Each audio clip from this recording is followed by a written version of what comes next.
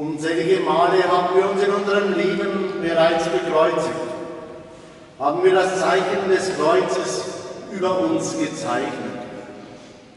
Es möchte uns jedes Mal wieder neu den Moment in Erinnerung rufen, als wir auf den Namen des Vaters und des Sohnes und des Heiligen Geistes getauft wurden und dabei mit Wasser übergossen wurden. Es möchte uns jedes Mal wieder neu bewusst machen, dass wir in diesem Zeichen Erlöste und von keinem Geringeren als unserem Herrn Jesus Christus Gerettete sind. Er ist als Heiland der Welt, als Retter und Erlöser aller Menschen in diese Welt und zu uns gekommen. Beginnen wir deshalb auch heute im Namen des Vaters und des Sohnes und des Heiligen Geistes. Jesus Christus, an den Gott Gefallen gefunden hat, ist mit euch allen. Liebe Schwestern und Brüder, mit dem Fest der Taufe des Herrn endet an diesem 3. Sonntag nach Weihnachten die weihnachtliche Zeit. Es begegnet uns nun nicht mehr das Kind, sondern der erwachsene Mann Jesus von Nazareth, der sein Wirken unter den Menschen beginnt, für das er in diese Welt gekommen ist. Für dieses Wirken stärkt ihn Gott mit seinem Heiligen Geist. Auch wir wurden in unserer Taufe mit diesem Geist Gottes beschenkt. Auch uns wurde in unserer Taufe zugesagt: Du bist meine geliebte Tochter, du bist mein geliebter Sohn. An dir habe ich Gefallen gefunden. Erinnern wir uns gemeinsam daran und machen wir uns dieses Geschenk aufs Neue bewusst.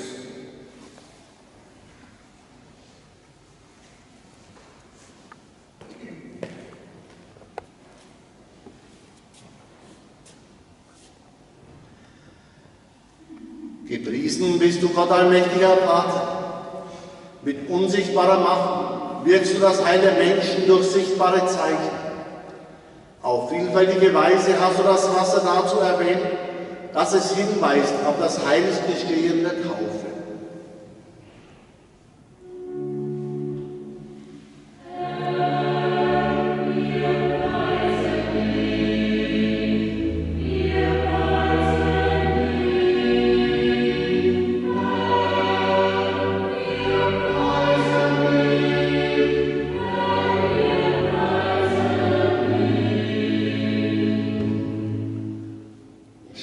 Anfang der Schöpfung schwebte dein Geist über dem Wasser und schenkte ihm die Kraft, zu retten und zu heiligen.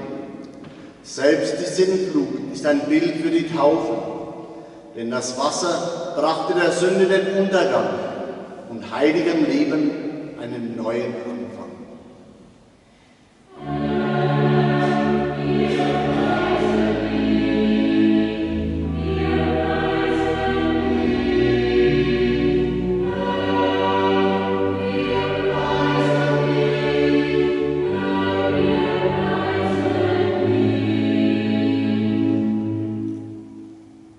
Abrahams hast du aus Pharamos Knechtschaft befreit und trockenen Fußes durch das Rote Meer geführt. In der Wüste hast du mit Wasser aus dem Felsen ihren Durst gestillt. So sind sie ein Bild der Getauften, die du befreit hast aus der Knechtschaft des Bösen.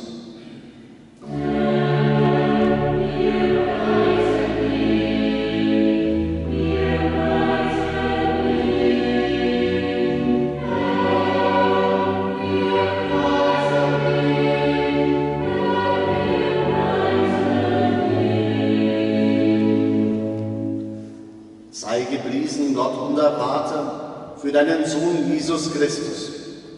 Er tauchte ein ins Jordanwasser, als er sich von Johannes taufen ließ, und stellte sich damit uns Sündern gleich. So begann sein Weg durch Leiden und Tod zur Auferstehung. Mit ihm sind wir durch das Wasser der Taufe gegangen und haben so Anteil gewonnen an seinem neuen Leben.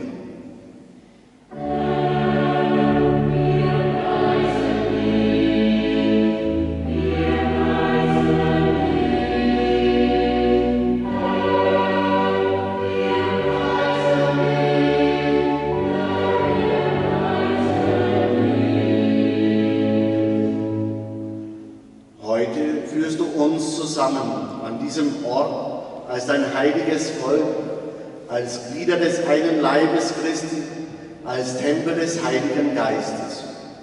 Darum bitten wir dich, allmächtiger Gott, erneuere durch das Zeichen dieses Wassers in uns allen die Gnade der Taufe. Schenke uns, deinen Kindern, deine Vergebung und deinen Frieden, damit wir einander annehmen als Schwestern und Brüder und einander lieben, wie du uns in Jesus Christus geliebt hast. Mit ihm und dem Heiligen Geist bringen wir dir unser Lob, unseren Preis und unseren Dank dar, heute und für alle Zeit und Ewigkeit. Liebe Schwestern und Brüder, wenn wir nun mit dem Wasser besprengt werden, wenn wir uns dabei bekreuzigen, dann ist das unser ganz persönliches Gedenken an unsere einst an uns vollzogenen Taufen. Gleichzeitig ist es auch ein persönliches Bekenntnis von uns, von jeder und jeder zu Gott.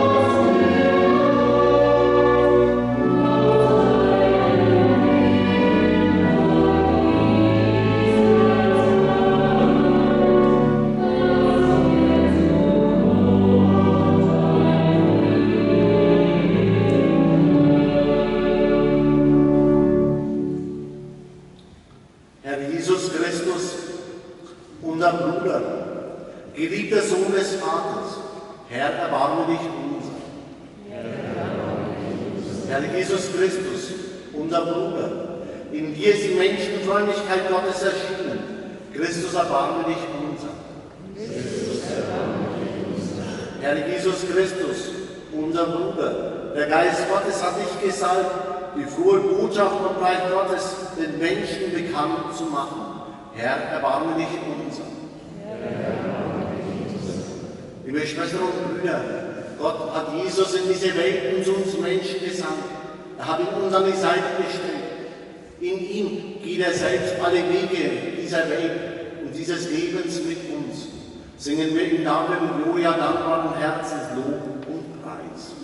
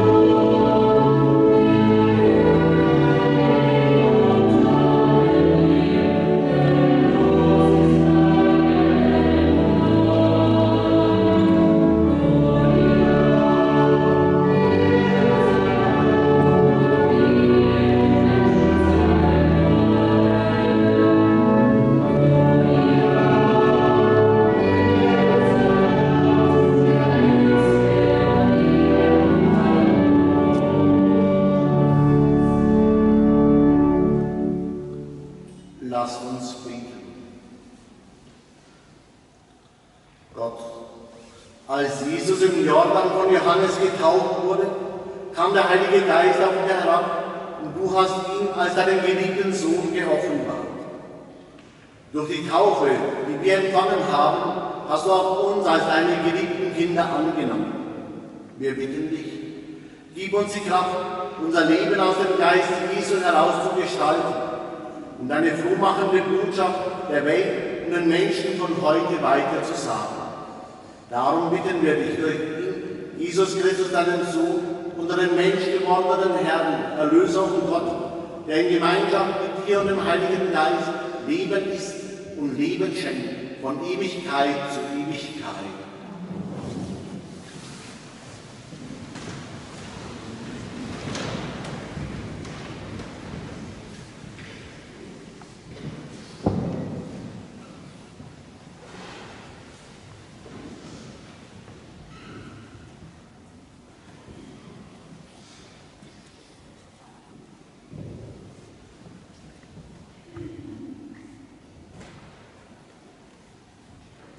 Lesung aus dem Buch Jesaja. Tröstet, tröstet mein Volk, spricht euer Gott. Redet Jerusalem zu Herzen und ruft ihr zu, dass sie vollendet hat ihren Frondienst, dass gesühnt ist ihre Schuld, dass sie empfangen hat aus der Hand des Herrn Doppeltes für all ihre Sünden. Eine Stimme ruft, in der Wüste bahnt den Weg des Herrn, ebnet in der Steppe eine Straße für unseren Gott. Jedes Tal soll sich heben, jeder Berg und Hügel sich senken. Was krumm ist, soll gerade werden, und was hügelig ist, werde ewig. Dann offenbart sich die Herrlichkeit des Herrn, alles Fleisch wird sie sehen. Ja, der Mund des Herrn hat gesprochen. Steig auf einen hohen Berg, Zion, du Botin der Freude. Erheb deine Stimme mit Macht, Jerusalem, du Botin der Freude. Erheb deine Stimme, fürchte dich nicht. Sag den Städten in Juda, siehe, da ist euer Gott. Siehe, Gott, der Herr, kommt mit Macht. Er herrscht mit starkem Arm. Siehe, sein Lohn ist mit ihm und sein Ertrag geht vor ihm her. Wie ein Hirt weidet er seine Herde. Auf seinem Arm sammelt er die Lämmer, an seiner Brust trägt er sie. Die Mutterschafe führt er behutsam. Wort des lebendigen Gottes.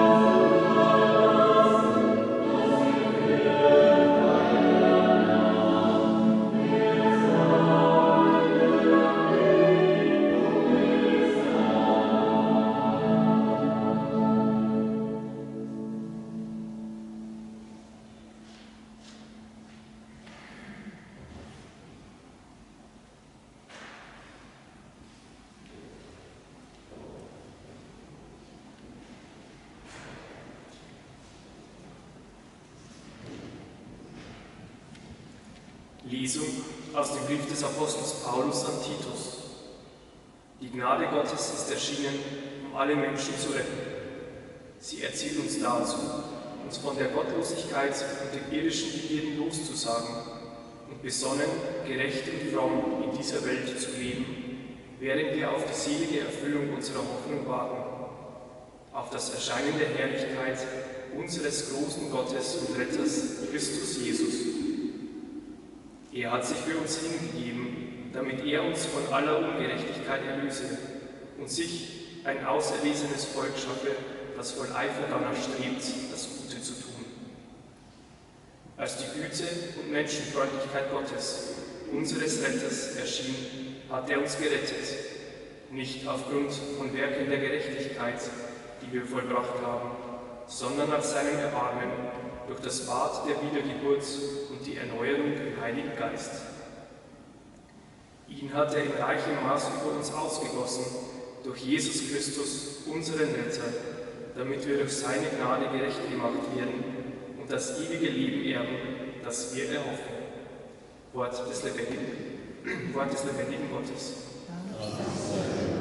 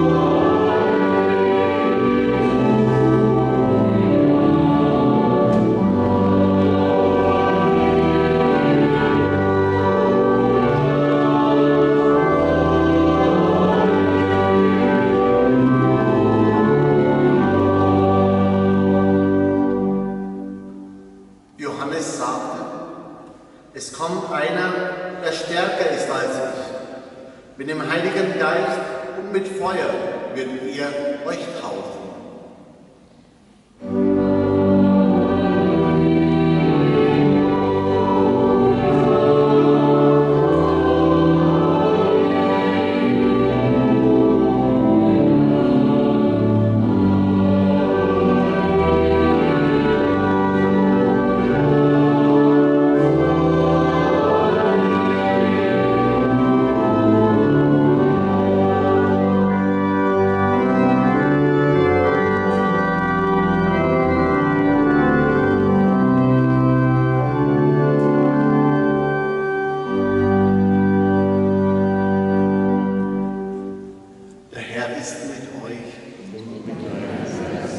Aus dem heiligen Evangelium nach Lukas.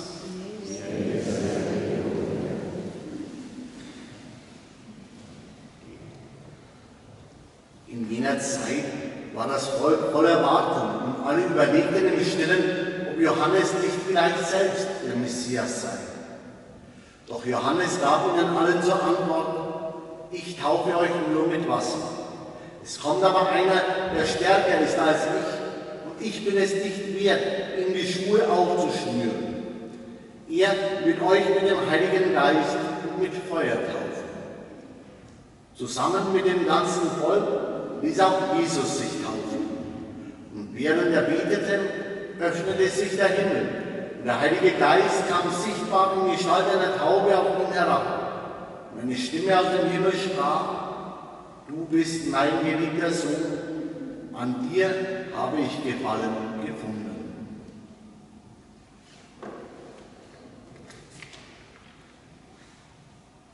Evangelium unseres Herrn Jesus Christus.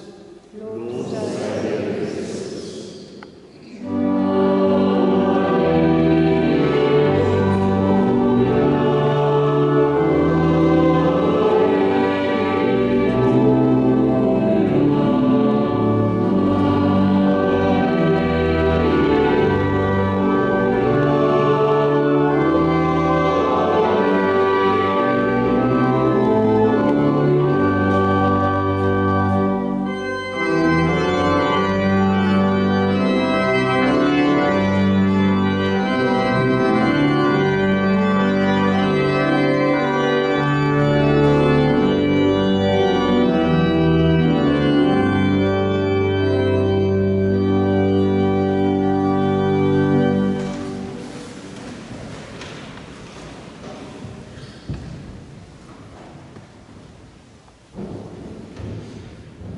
Liebe Schwestern und Brüder, heute schließt sich der Kreis.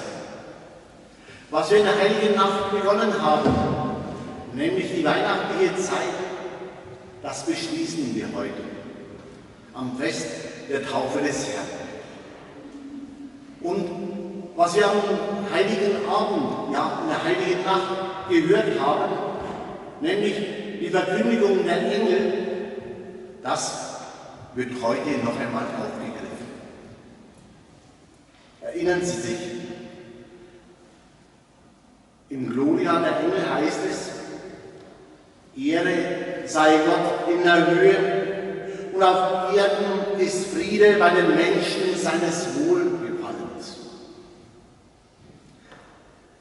Damit hat alles angefangen. Gott hat sich ganz klein gemacht, ist in diese Welt und zu uns Menschen gekommen, hat alles überwunden, Himmel und Erde, und geht mit uns Menschen durch dick und dünn, durch Höhen und Tiefen. Aber diese Zeit, der kleine Jesus, ist zu Ende. Heute begegnet er uns als Mann, als Erwachsener, als der sein öffentliches Wirken beginnt.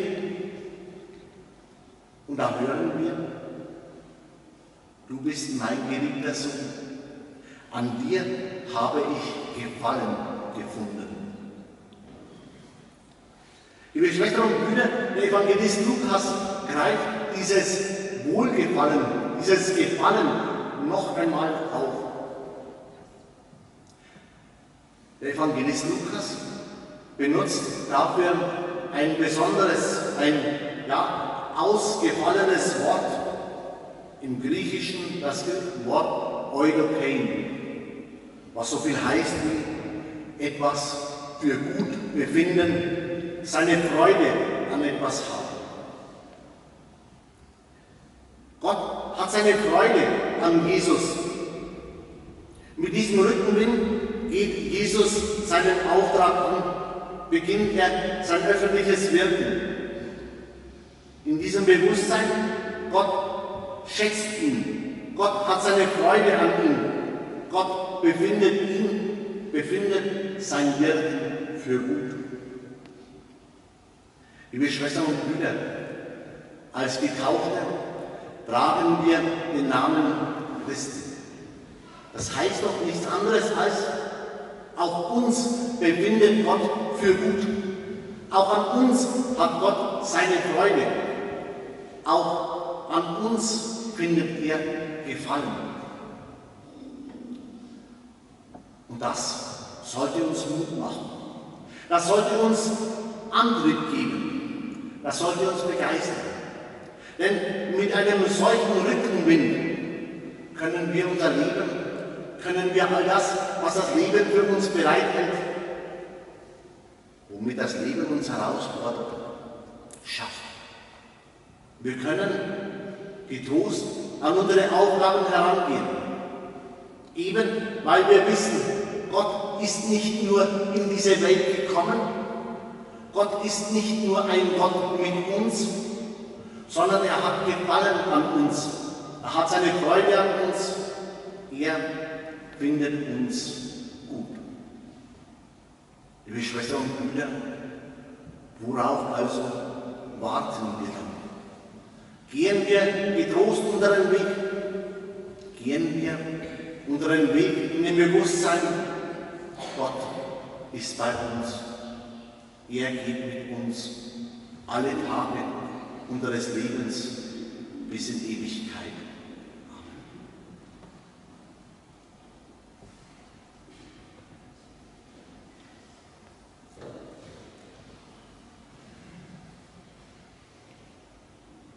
Zum Glaubensbekenntnis dürfen Sie heute sitzen bleiben.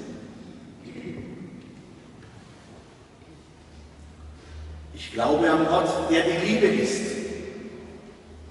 den Schöpfer des Himmels und der Erde. Ich glaube an Jesus Christus, das menschgewordene Wort Gottes, der als Licht der Welt, als Retter und Erlöser, als Heiland Messias allen Menschen erschienen ist, der als Wanderprediger das Reich Gottes verkündet hat und der für diese Botschaft gekreuzigt wurde, der also, wie wir, der Macht des Todes ausgeliefert war, aber am dritten Tage auferstanden ist, um weiter zu wirken für unsere Befreiung, bis Gott alles in allem sein wird. Ich glaube an den Heiligen Geist, der uns zu Mitstreiterinnen und Mitstreitern des Auferstandenen macht, zu Schwestern und Brüdern derer, die für Gerechtigkeit kämpfen und leiden. Ich glaube an die Gemeinschaft der weltweiten Kirche, an die Vergebung der Sünden, an den Frieden auf Erden, für den zu arbeiten trotz allem Sinn macht, und an die Erfüllung des Lebens über unser irdisches Leben hinaus, bis in alle Ewigkeit.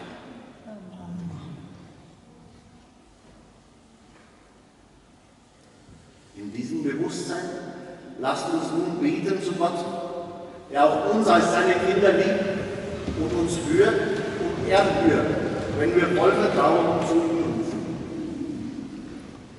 Um den Frieden in der Welt, zwischen den Völkern und Kulturen, zwischen den Religionen und einzelnen Menschen, du unser Vater, wir bitten dich. Um deinen Segen für alle, die sich um kranke und leidende Menschen kümmern, sie besuchen und pflegen, du unser Vater. Wir bitten dich. Um neue Hoffnung, um Kraft und Mut zu einem Neuanfang für alle, die krank, niedergedrückt oder voller Trauer sind. Du, unser Vater. Wir bitten dich, erhöre uns. Um Freude aus dem Evangelium und eine zuversichtliche Ausstrahlung im Leben für alle Getauften. Du, unser Vater. Wir bitten dich, erhöre uns. Um die Erfüllung ihrer Hoffnungen und ihres Glaubens für alle unsere Verstorbenen. Du, unser Vater. Wir bitten dich, erhöre uns. Um Gehör und Erhörung für die Anliegen und Bitten, die wir in einem Augenblick der Stille vor dich tragen. Persönliche Bitten, Bitten von Mitgliedern unserer Pfarreiengemeinschaft, Bitten von Menschen guten Willens.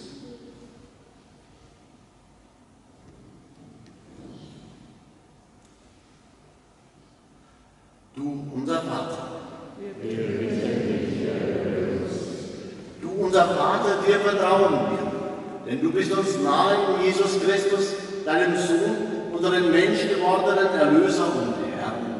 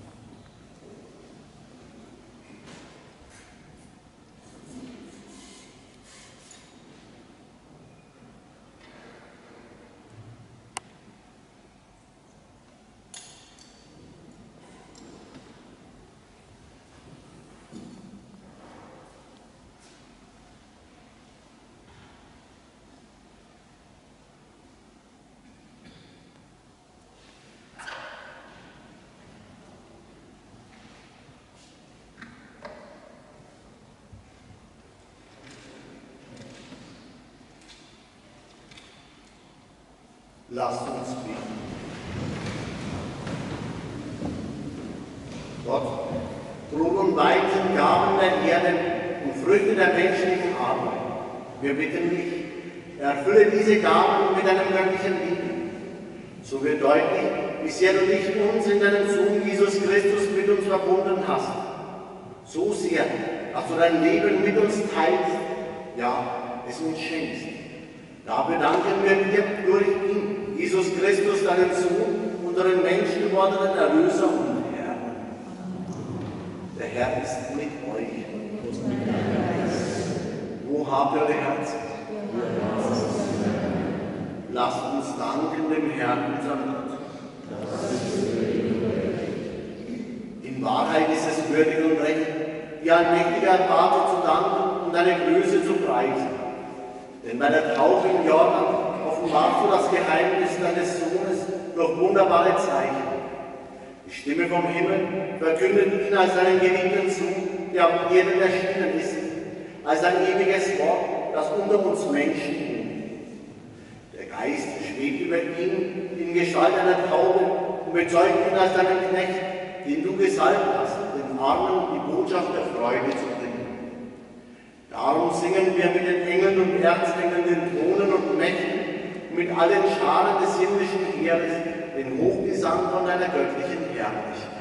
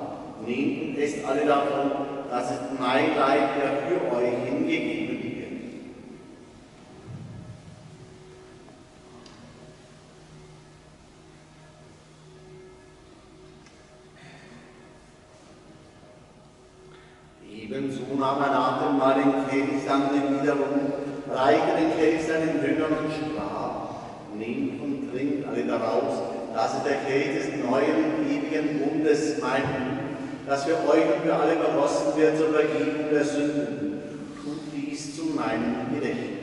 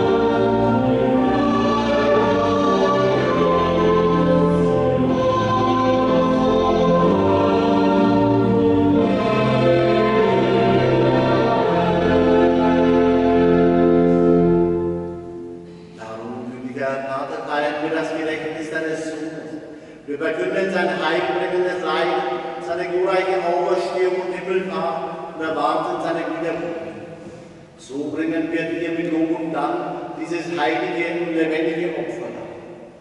Schau gütig auf die Gabe deiner Kirche, denn sie stellte das Lamm vor Augen, das geopfert wurde und uns nach deinem Willen mit dir versöhnt hat.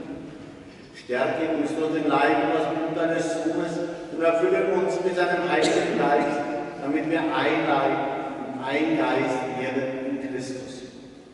Er mache uns auch immer zu einer Gabe, die dir wohl gefällt, damit wir das verheißene Erbe erlangen mit deinen Auserwählten, mit der seligen Jungfrau und Gottes Mutter Maria, mit ihrem Bräutigam, dem heiligen Josef, mit deinen Aposteln und Märtyrern, dem heiligen Vitus, mit den heiligen Kaspar, Melchior und Balthasar, mit den heiligen Apostelfürsten Petrus und Paulus, mit dem heiligen Täufer Johannes, mit allen unseren Namenspatronen und mit allen Heiligen, auf deren Fürsprache wir vertrauen. Barmherziger Gott, wir bitten dich, dieses Opfer unserer Versöhnung bringe der ganzen Welt Frieden und Heil. Beschütze deine Kirche auf ihrem Weg durch die Zeit und stärke sie im Glauben und in der Liebe. Deinen Dienern, unserem Papst Franziskus, unserem Bischof Rudolf und die Gemeinschaft aller Bischöfe, unsere Priester, Ordenschristen und Diakonen, alle Frauen, Männer und Kinder, die du selbst in deinem Dienst in deiner Kirche beauftragt hast und das ganze Volk deiner Erlöst. Erhöre, gütiger Vater, die Gebete und Anliegen der hier versammelten Gemeinde und aller Mitglieder unserer Pfarreiengemeinschaft. Führe zu dir auch alle deine Töchter und Söhne, die noch fern sind von dir. Erbarme dich aller unserer verstorbenen Schwestern und Brüder und aller, die deiner Gnade aus dieser Welt geschieden sind. Wir denken in diesem Gottesdienst auch mit Maria Rettinger und ihren verstorbenen Eltern, mit der Familie Willi Bittner an den verstorbenen Vater und an den verstorbenen Bruder, mit Herbert Zill an seine verstorbenen Eltern Carolina und Johann Zill, mit Dagmar Vogel an die verstorbene Renate Daud, sowie schließlich mit Peter und Rita Hammer an die verstorbenen Tanten und die verstorbenen Onkel.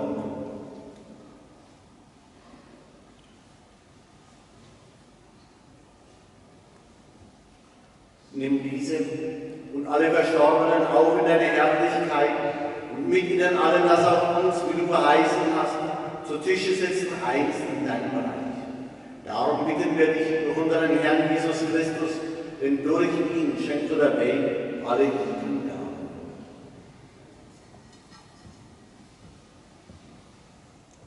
Denn durch ihn und mit ihm und in ihm ist dir, wohl allmächtiger Vater, in der Einheit des Heiligen Geistes, alle Herrlichkeit und Ehre jetzt und in Ewigkeit.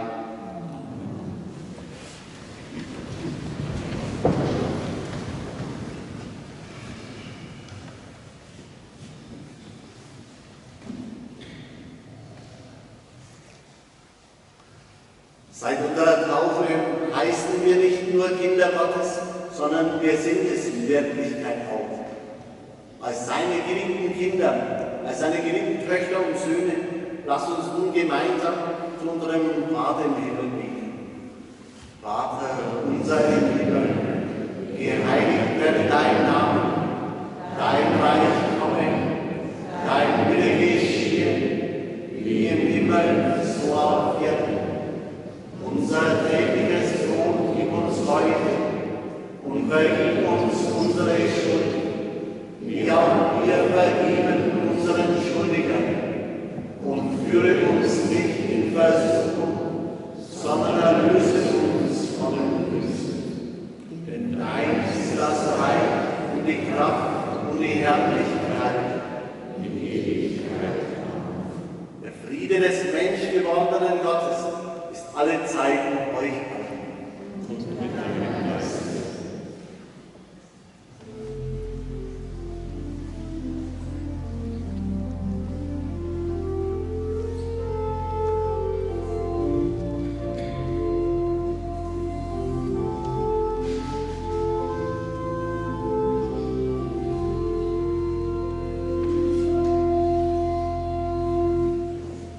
Amen.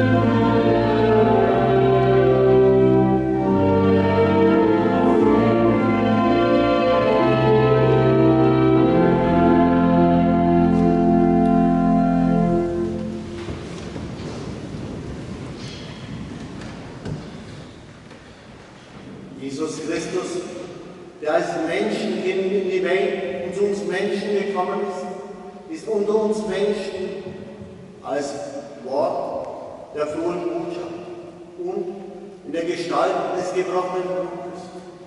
Schauen wir und rufen wir, Herr, ich bin nicht würdig, dass du eingehst unter mein Dach, aber sprich nur ein Wort, so wird meine Seele nichts.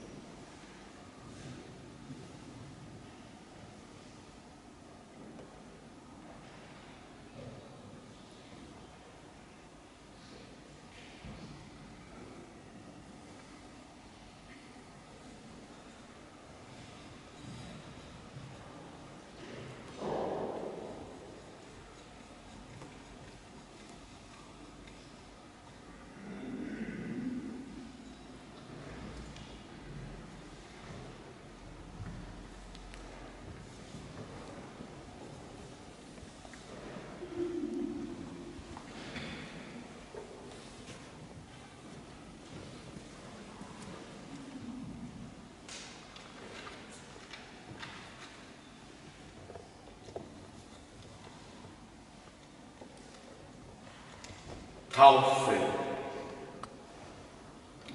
Es wird ausgesprochen, dass Gott dich liebt.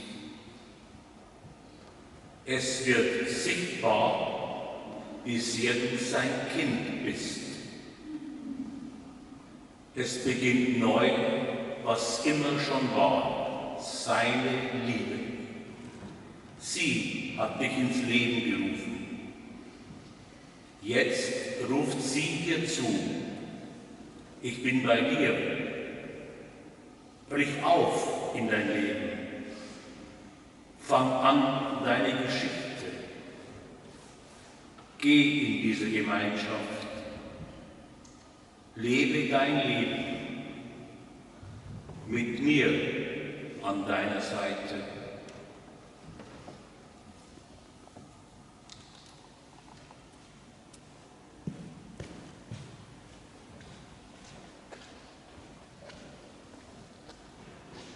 Lasst uns beten.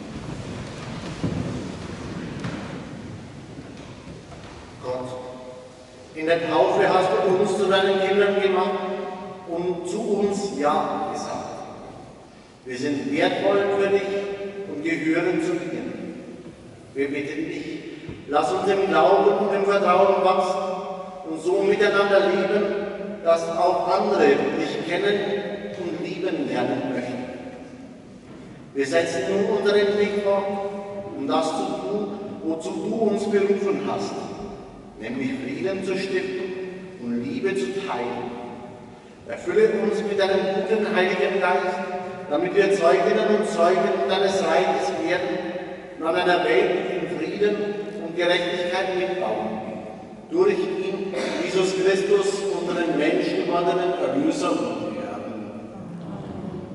Liebe Schwestern und Brüder, in der Nacht zum vergangenen Donnerstag hat Gott unseren Mitbruder Herrn Anton Hirmer aus Tiefenbach im Alter von 83 Jahren zu sich gerufen.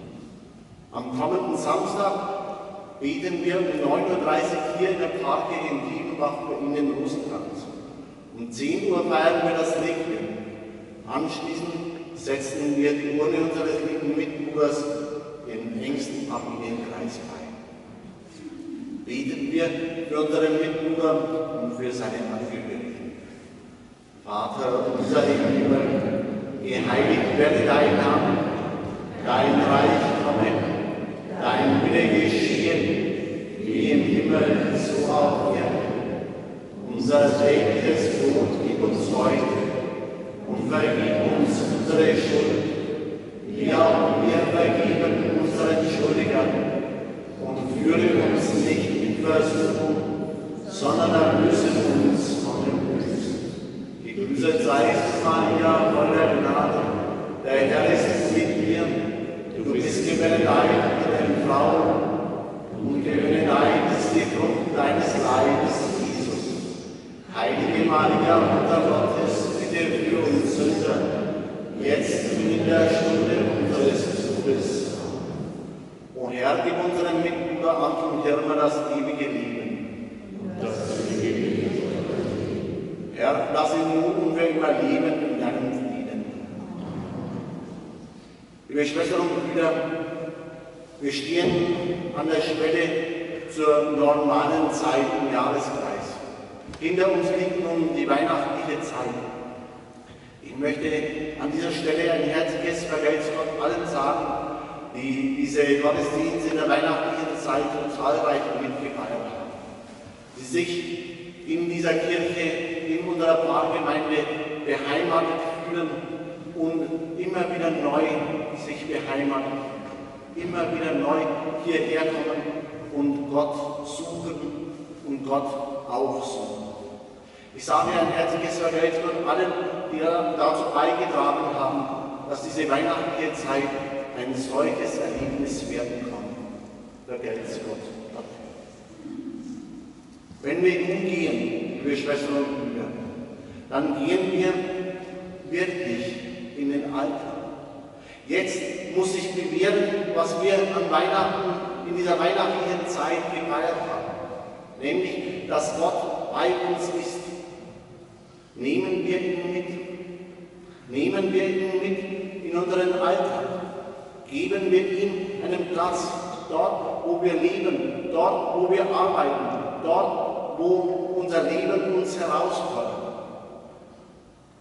Geben wir ihm die Chance, an unserer Seite zu sein. Er möchte es. Er möchte uns segnen, behüten und begleiten. Der Herr ist mit euch. Und mit deinem Geist. Gott ist bei dir und beschützt dich. Er ist in dir und bewahrt dich. Er ist vor dir und führt dich. Er ist hinter dir und behütet dich. Er ist über dir und segnet dich. Im Namen des Vaters und des Sohnes und des Heiligen Geistes. Geht nun, ihr seid gesendet, Gottes Segen in euch und durch euch wirken zu lassen. Dank sei Gott.